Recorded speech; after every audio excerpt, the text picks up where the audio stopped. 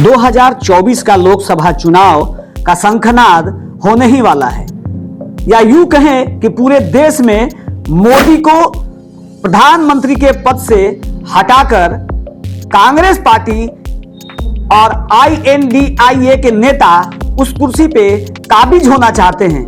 लेकिन जिस तरीके की राजनीति की जा रही है और जिस तरीके का माहौल पूरे देश में बनाया जा रहा है, ऐसी स्थिति में कांग्रेस पार्टी के लिए जो आजादी के पूर्व से लेकर 1947 में जब देश आजाद हुआ तब से लेकर लगभग 61 साल लगातार केंद्र में सरकार में रहने वाली कांग्रेस पार्टी ने भारत देश को, जो कि एक हिंदू बाहुल राष्ट्र है, बल्कि यूं कहें कि यह हिंदू राष्ट्र है, जैसा कि भारतीय जनता पार्टी और कथावाचक और राजनीति करने वाले लोग बार बार कह रहे हैं कि यह हिंदुस्तान हिंदुओं का है।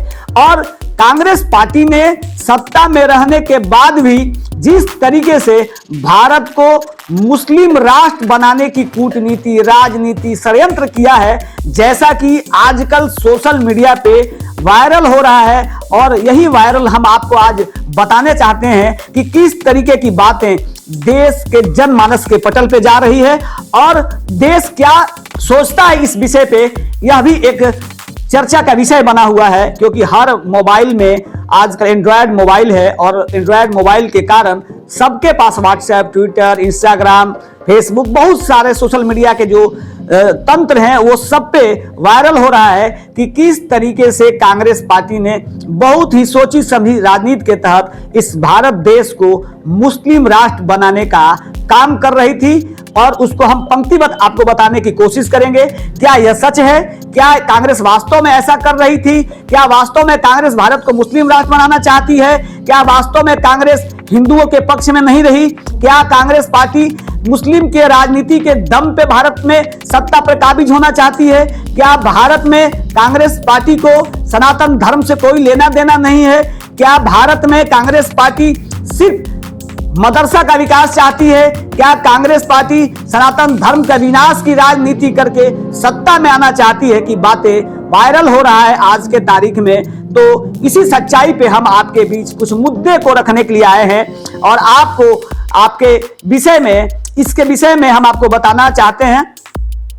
हम आपके पास एक विषय रख रहे हैं और यह विषय जो सोशल मीडिया पे वायरल है, इस पे आपकी प्रतिक्रिया जरूरी है, क्योंकि आप क्या सोचते हैं इस हिंदुस्तान में रहकर कि आपके देश में जो पार्टियां, चाहे वो भारतीय जनता पार्टी हो या कांग्रेस पार्टी हो, क्योंकि देश में ये दो ऐसी पार्टियां हैं जिनका एक राष्ट्रीय पहचान है। बाकी पार्टियों के राष्ट्रीय पहचान तो दूर की बात है, अपने ही राज्य में वह मेढक की तरह दर दर की ठोकर खा रहे हैं, कभी इस दल से तो कभी उस दल से गठबंधन कर रहे हैं और सरकार बना पा रहे हैं। लेकिन केंद्र में भारतीय जनता पार्टी और कांग्रेस पार्टी का एक अपना मजबूत जनाधार है, और आज के तारीख में भारतीय जनता पार्टी का मुकाबला सभी पार्टियों को मिलकर भी करने में परेशानी हो रही है। और इसीलिए अब 2024 के लोकसभा चुनाव में धर्म पे प्रहार हो रहा है, धर्म पे राजनीति की जा रही है, और यह आरोप लगाया जाता है कि भारतीय जनता पार्टी हिंदुओं की पार्टी है, भगवान की राजनीति करती है, भगवान और देवी देवताओं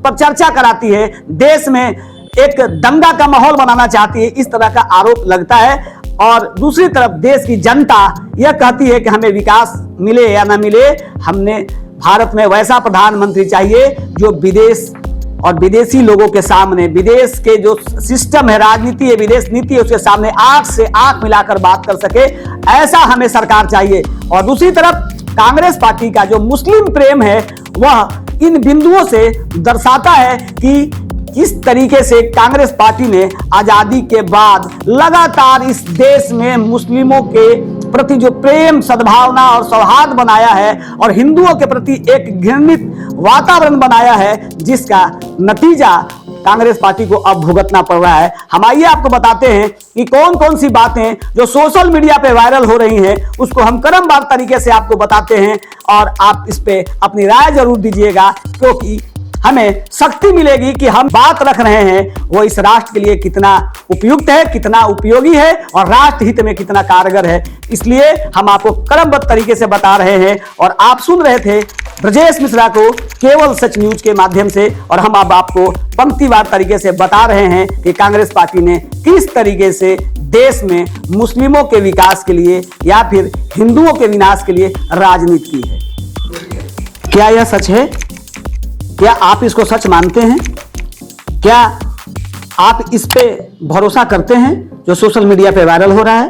कांग्रेस भारत को संविधान के माध्यम से मुस्लिम राष्ट्र बना चुकी थी, बस घोषणा नहीं कर पाई और मोदी की सरकार 2014 में आ गई और लगातार अब वह सत्ता में है और उनको हटा पाना शायद मुश्किल भरा काम हो रहा है कांग्रेस पार्टी के लिए। इसीलिए गठबंधन बन रहे हैं और वैसे लोगों से गठबंधन बन रहे हैं जिनके विचार नहीं मिलते, जिनके सिद्धांत नहीं मिलते, जिनकी सोच बिल्कुल राष्ट्र हित से अलग दिखती है। जिस तरीके की बातें कही जा रही हैं, अनुच्छेद 25, 28, 30 1950 में बनाया गया, HRCE अधिनियम 1951 में बनाया गया, HCB MPL 1956 में बनाया गया, धर्मनिरपेक्षता 1975 में, अल्पसंख्यक अधिनियम 1992 में, POW अधिनियम 1991 में, वक्फ अधिनियम 1995 में, राम सेतु शपथ पत्र 2007 में, केसर 2009 में। इन तमाम तरह की बातें जो सोशल मीडिया पे वायरल हो रही है और ये बताने की कोशिश की जा रही है कि कांग्रेस पार्टी भारत को मुस्लिम राष्ट्र बनाना चाहती थी। नंबर 1, अनुच्छेद 25 द्वारा धर्मांतरण का वैध बनाया। क्या यह सच है?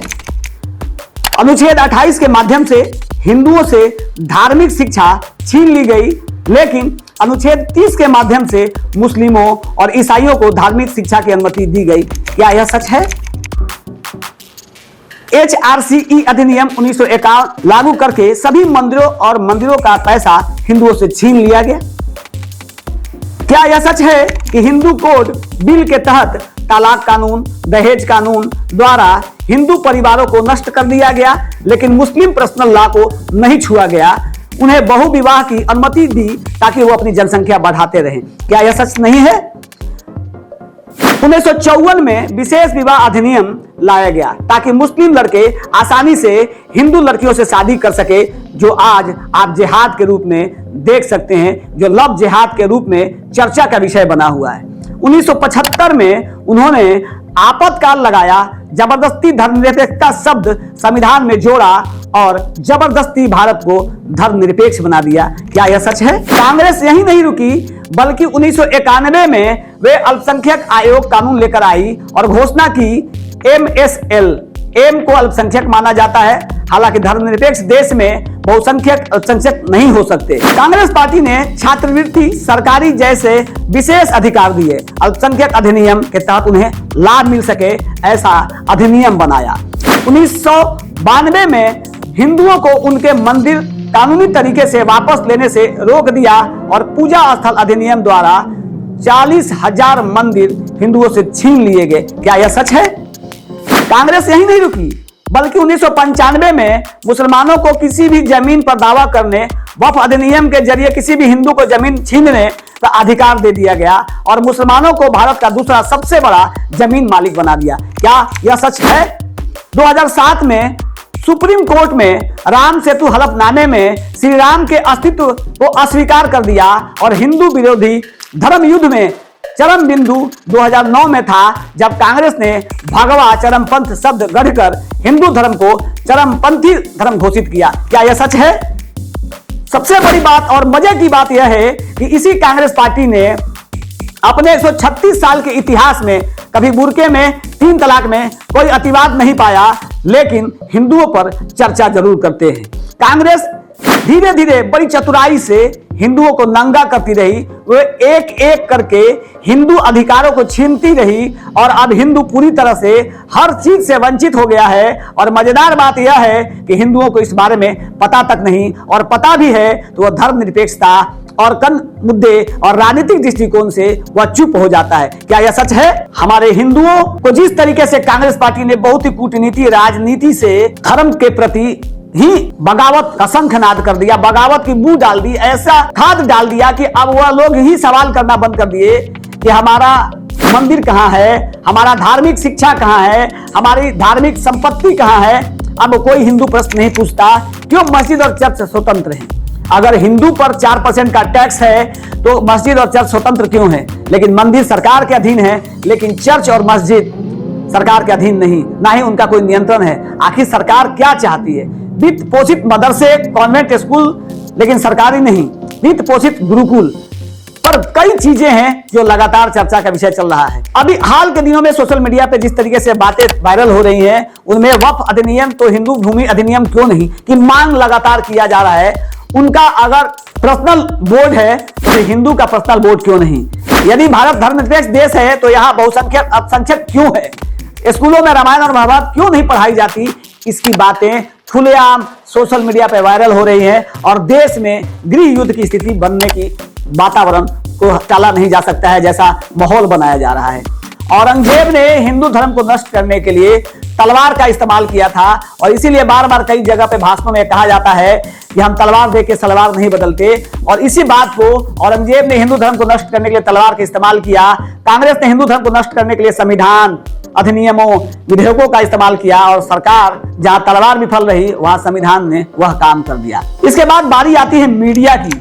अगर यह कोई सवाल पूछने की कोशिश करता है तो उसे सांप्रदायिक, भगवा और भक्त घोषित कर दिया जाता है, गोदी मीडिया घोषित किया जाता है। यदि कोई राजनेता इन गलतियों को सुधारने का प्रयास करता है तो उन्हें बुलाया जाता है, क्योंकि वो लोकतंत्र के कमजोर कर रहे हैं की बात कही जाती है। इन तमाम चीजों में आजादी के अमृत महोत्सव का काल चल रहा है और इस पे बार बार जागृत किया जा रहा है हिंदुओं को, क्योंकि कई कथावाचक, कई राजनेता, कई धर्मगुरु, कई लोग इसमें लगे हुए हैं कि इस भारत को, जो कि हिंदू बहुल राष्ट्र है, इसको हिंदू राष्ट्र बनाने की दिशा में और जिस तरीके से राजनीति के लिए, सत्ता के लिए क्षेत्रीय पार्टियां और कांग्रेस पार्टी जिस तरीके से प्रयास कर रही है ताकि देश में सनातन संस्कृति का सत्यानाश किया जा सके। और ये बातें बार बार सोशल मीडिया पे जगाने वाले लोग, जो जागृत करने वाले लोग अपने स्तर से लगातार प्रयास कर रहे हैं और उन्हें बहुत ही चरणबद्ध तरीके से इन चीजों को सोशल मीडिया पे वायरल किया है। हर व्हाट्सएप ग्रुप पे जा रहा है कि यह बातें हैं, ये जगाने की कोशिश करेगी। याद रखें, शक्तिशाली रोमन धर्म के पतन में केवल 80 वर्ष लगे। प्रत्येक हिंदू को रोमन सभ्यता के पतन के बारे में अवश्य पढ़ना चाहिए। कोई भी बाहरी ताकत उन्हें हरा नहीं सकी, वे आंतरिक रूप से अपने ही शासक कंस्टेंटाइन और ईसाई धर्म से हार गए। हिंदुओं ने 1950 से नेहरू और उनके परिवार को चुना और भारी कीमत चुकाई और अधिकांश वर्षों तक कांग्रेस सरकारों से उन्हें नुकसान उठाना पड़ा। हिंदुओं के लिए गुलाम मानसिकता से बाहर आने और शिवाजी और महाराजा प्रताप की तरह बनने का समय आ गया है, जो अपने शासनकाल के दौरान कभी गुलाम नहीं बने। आज हमारे पास एक गतिशील प्रधानमंत्री है जिनके हाथों में सब कुछ ताकत है और हाथों को तब तक मजबूत करने की आवश्यकता है जब तक कि हम दुनिया को तलवार से नहीं बल्कि वसुदेव कुटुंबकम से जीत लें। क्या हमें इस पार्टी को जरूरत है जिसने हिंदुओं को इतना नुकसान पहुंचाया? कांग्रेस पार्टी की आवश्यकता है इस देश में।